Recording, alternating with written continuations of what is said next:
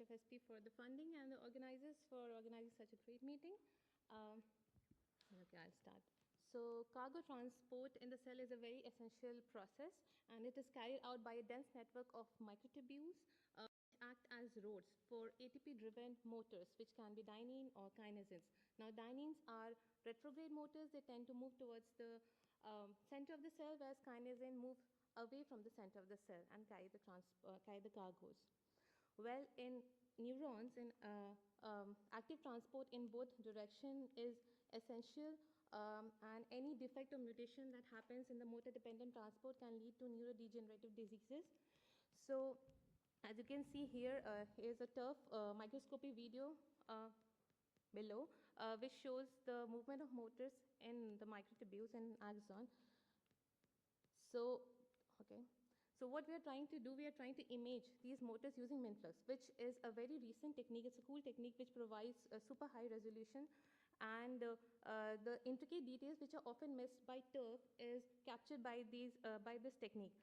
So you see, you have, this is a trajectory of a dynein motor where it is moving on a microtubule, and then it goes on and does a quick reversal here. So that reversal could be because the motor is attached to a cargo which is also linked to an opposite polarity motor, and they are kind of involved in a tug of war, and then dynein overpowers and then runs.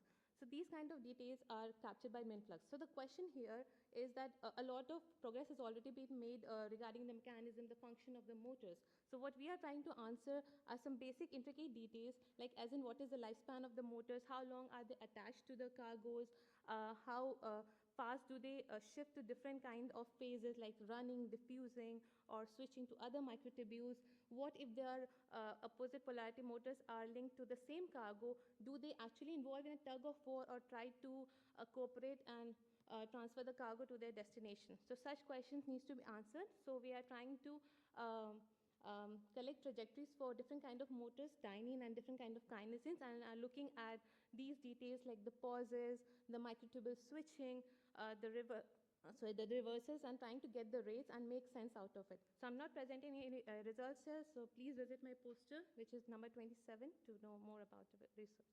Thank you. Thank you very much.